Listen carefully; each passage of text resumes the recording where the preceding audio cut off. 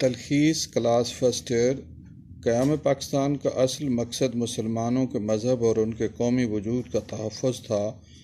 مسلمانوں نے یہ خطہ زمین اس مقصد کے لیے حاصل کیا تھا کہ وہ اپنی انفرادی و اجتماعی زندگیاں اسلامی تعلیمات کے مطابق گزار سکیں یا اسلامی معاشرہ اور اسلامی حکومت قائم کر سکیں۔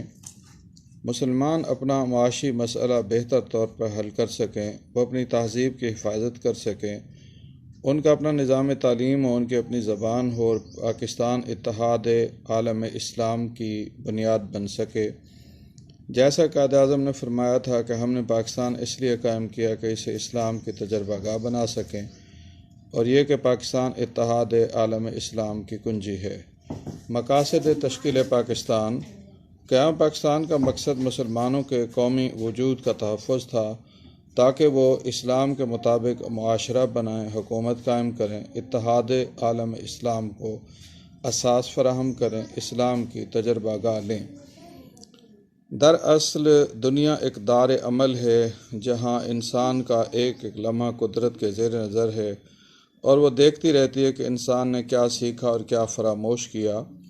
انسان کی قدر صرف عمل کے حسن کی وجہ سے ہے۔ ہمیں چاہیے کہ اپنے قیمتی وقت کو ضائع نہ کریں، بلکہ اللہ تعالیٰ کے عطا کردہ مہلت میں سعی اور کوشش کر کے اپنی دنیا آخرت سنواریں۔ جو انسان محنت کو اپنا نصب العین نہیں بناتا، وہ سعی ترک کر کے تن آسانی کو اپنا شیوا بنا لیتا ہے اور تیگ و سنا کو چھوڑ کر طاؤس و رباب کو اپنی زندگی بنا لیتا ہے اور ہر وقت مصروف رہتا ہے، تو ایسا انسان شیطان کا اعلی کار بن جاتا ہے اور کسی بھی طرح فتنوں کی یلغار کا مقابلہ نہیں کر پاتا۔ دنیا عمل گاہ۔ دنیا دار عمل ہے۔ انسان کا ہر لمحہ قدرت کے زیر نظر ہے۔ انسان کی قدر حسن عمل سے ہے۔ انسان دنیا اور آخرت کو سنوارنے کے لیے محنت کرے، بیکار لوگ شیطان کے چنگل میں آ جاتے ہیں۔ پست معیار تعلیم کی کئی وجوہات ہیں۔ سب سے بڑی وجہ ناقص منصوبہ بندی ہے۔ نام نہاد ترقی پسندی کے سبب ہر تحصیل اور قصبہ میں کالج تو کھل گیا، لیکن کالج بے مثال مسائل سے دوچار ہیں، بے شمار مسائل سے دوچار ہیں۔ مثلاً عمارت کا فقدان، اساتذہ کی کمی، رہائش کے مسائل، تجربہ گاہوں کی کمی، ہال اور ہاسٹل سے محرومی وغیرہ۔ مذکورہ مسائل کے سبب نوجوان نسل کا نقصان اور تعلیمی معیار بھی گرتا چلا جا رہا ہے۔ عنوان ہے تعلیمی مسائل۔ پست معیار تعلیم کی وجہ ناقص منصوبہ بندی ہے۔ ترقی کے نام پر کالج تو بنے مگر وہ مسائل کا شکار ہیں، اس لیے نوجوانوں کا تعلیمی نقصان ہو رہا ہے۔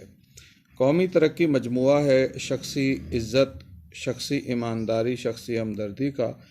اس طرح قومی تنزل مجموعہ ہے شخصی سستی، شخصی بے عزتی، شخصی بے ایمانی، شخصی خود غرضی کا اور شخصی برائیوں کا۔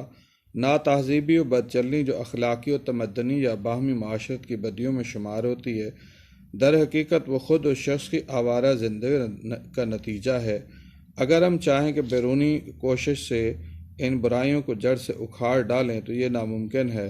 ہمیں خود ہی ان پر قابو پانا ہے۔ قومی تنزل اور قومی ترقی اور قومی تنزل عنوان ہے، اور تلخیص ہے قومی ترقی انفرادی ایمانداری اور ہمدردی کا، نیز قومی تنزل ذاتی سستی اور بے ایمانی کا مجموعہ ہے۔ بد اخلاقی آوارہ فرد کی بے راہ روی کا نتیجہ ہے۔ بیرونی زور سے برائی ختم نہیں ہو سکتی۔ یہ حقیقت روز روشن کی طرح واضح ہے کہ قومی زندگی میں صحیح اور جائز مقام حاصل ہوئے بغیر ملک کی یگانگت پیدا نہیں ہو سکتی، نہ قوم کے دماغوں سے احساس کمتری دور ہو سکتا ہے، نہ خود اعتمادی پیدا ہو سکتی ہے، نہ ملک و قوم مستحکم و مضبوط ہو سکتے ہیں۔ زبان محض اظہار جذبات احساسات کا ذریعہ ہی نہیں ہوتی، بلکہ کسی قوم کی تمام تہذیبی روایات کی حامل ہوتی ہے، اور اس کے بولنے والوں کے درمیان ایک گہرا تعلق قائم ہوتا ہے۔ اس لیے قومی وحدت اور یگانگت پیدا کرنے کا مؤثر ترین طریقہ یہ ہے کہ قومی زبان کی ترویج و اشاعت میں بھرپور حصہ لیا جائے تاکہ ایک دوسرے سے محبت کا جذبہ پیدا ہو۔ لسانی ہم آہنگی یا زبان ایک ذریعہ وحدت بھی لکھ سکتے ہیں۔ لوگوں کو قومی زندگی میں جائز مقام نہ ملے تو ملک مستحکم نہیں ہو سکتا۔ زبان ذریعہ وحدت ہے، اس کی ترویج سے لوگوں میں محبت پیدا ہوتی ہے۔